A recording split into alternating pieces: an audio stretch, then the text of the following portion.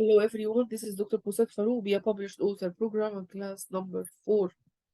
I'm sorry, Zoom meeting has become very silly these days. So anyway, now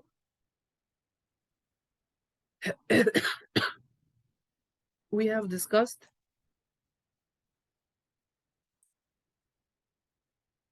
everyone is here. Great. So basic level of introduction writing, which is 3 points. What is already known? What is not known?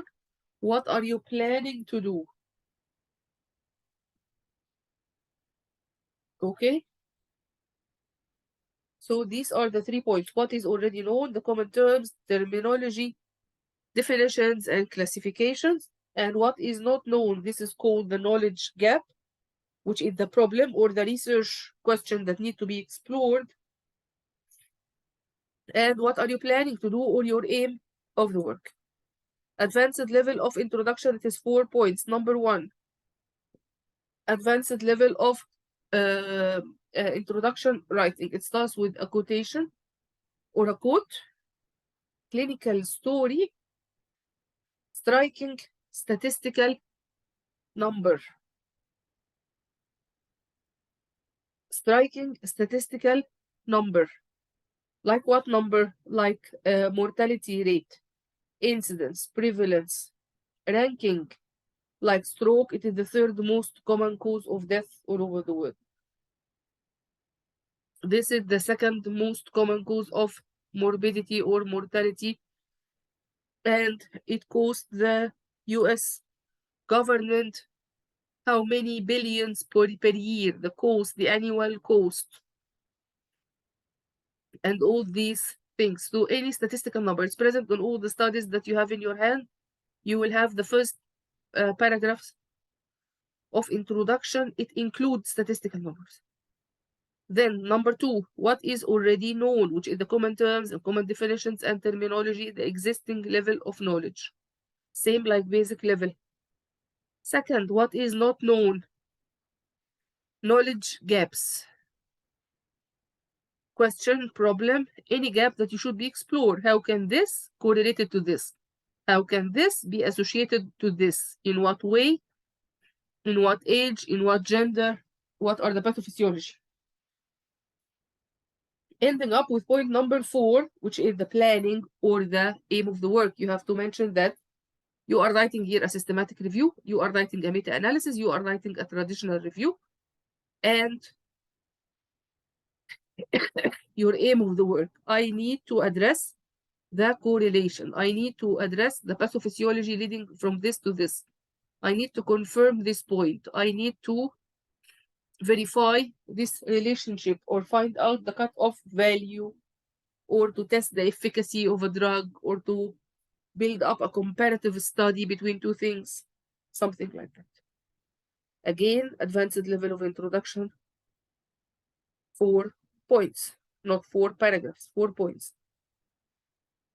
Point 1, point 2, point 3, and point 4. Professional level of introduction writing. Starting with point 1, which is the advanced level, starting with a quote, with a clinical story, with a statistical number.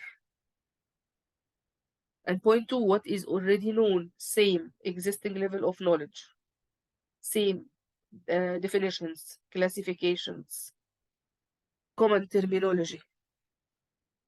3, what is currently being done about this topic? So review of advancement, review of what is written in other literature, review of advancement. 4, what is not known or the knowledge gap, questions and problems. What are you planning to do? Same like the one before. So professional level, 5 points. So we have how many type of introduction? 3 types of introduction. Basic level of introduction writing, advanced level of introduction writing, professional level of introduction writing. Advanced level, quotation, clinical story, striking statistical number, what is already known, what is currently being done about this topic, what is not known or knowledge gap, what are you planning to do. When you are writing your introduction, how will you write your introduction?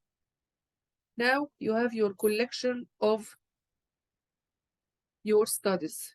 You have your collection of final included studies, or even the studies more than the final number of included studies. You will open them and you will read them and have them swallow them in your mind. When you arrange your writing, you start that you need to start with this paragraph, and you like this paragraph which is written in one of the author's paper. So you have to get this paragraph or this sentence, copy and paste it from this author's and put it in your protocol. Now you have to read it again and again, understand it and erase it and rewrite it in your own words. We will not copy and paste not a single word. This is not allowed. But in the beginning, you can copy and paste it, and then you can rewrite it in your own words by doing paraphrasing for the sentence. And at the end, you have to write the reference or citation author between brackets. You got this sentence and you start with, you write it in your own words, and you write between brackets, this is reference number 1. And then you go to another sentence, another knowledge from another author. You write it and you give it author citation number 2, and then 3, and then 4. Number of references for introduction, it is from 8 to 15. You can have up to 20. It is not necessary that these references are in the same order as your collected studies. It's better to write it now in Vancouver style of referencing in your paper. We will talk later on about this styling way of references. You have to write it.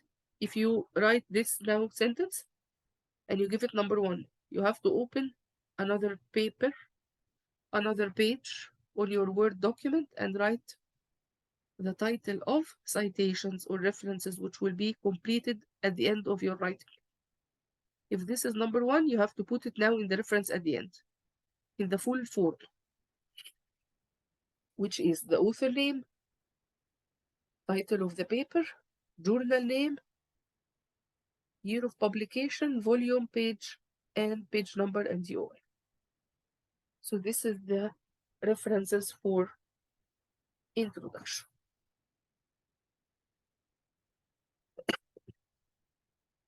What is the length of introduction section? You should decide first the length of the full paper. You can have the full paper of around 4,000 total number of words in the full paper. Introduction, it has to be 15% of your full paper.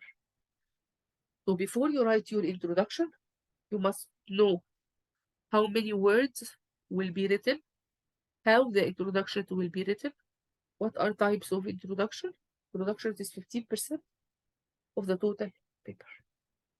Maximum sentence length, it is 2 to 3 lines. Paragraph, it is 5 to 6 sentences to have a page. Can you add figures and tables in introduction? Yes, about the topic, about the core of the topic, not about the studies. Now, forget about the studies.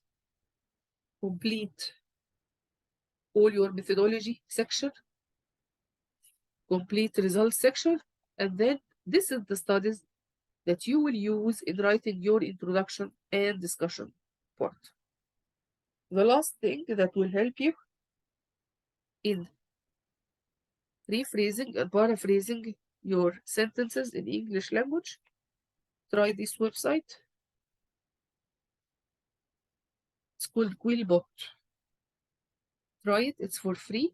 You can write any sentence from any paper and it will do paraphrasing for you by changing the structure of the English language.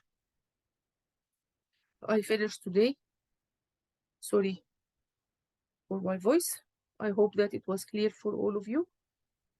And do you have any questions before I go?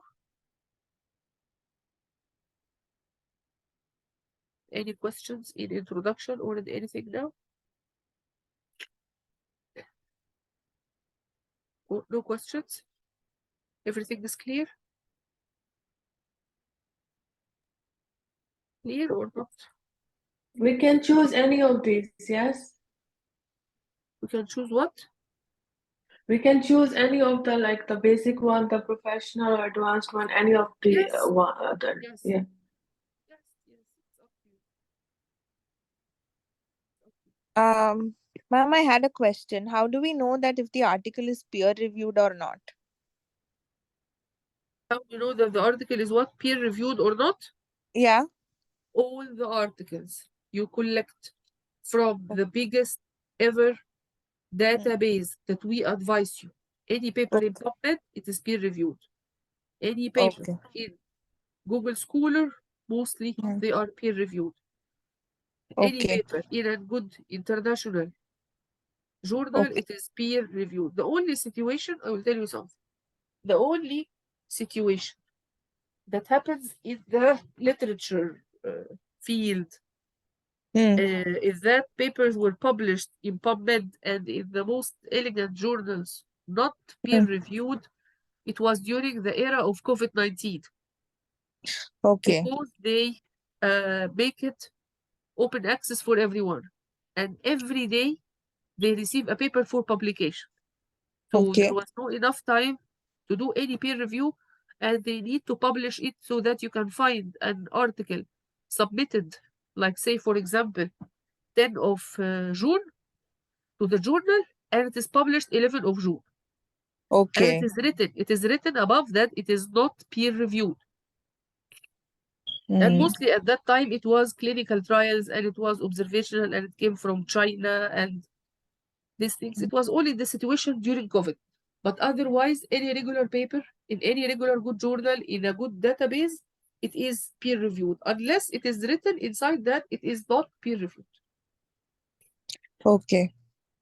Okay. Thank you, ma'am. Okay, welcome, dear. All of you, I wish you good luck. Waiting for your drafts, waiting for your methodology and results. You have to Yes, ma'am. help each other in quality assessment tools and waiting for your drafts. Yes, Faris. Ma'am, I have just one last question. Is that, ma'am, I'm doing the research on depression in cancer patients, like something related to that.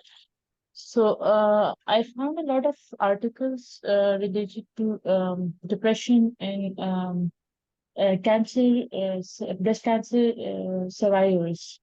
And I also found articles related to the patients. So, is it okay if I include both, or should I stick to one? You can include both, yes. I can include both? Yes. Okay, thank you so And you much. can tailor your article to include both, and you can put your draft now in your writing, in introduction, and in your literature of your paper to include whatever you like. Okay, thank you so much. Okay, thank you so much. Wish you the best on everything and good luck. See you next week, waiting for your draft. Have a nice day. Thank you, ma'am. Take care. Thank you so much. Thank you. Take care. Bye.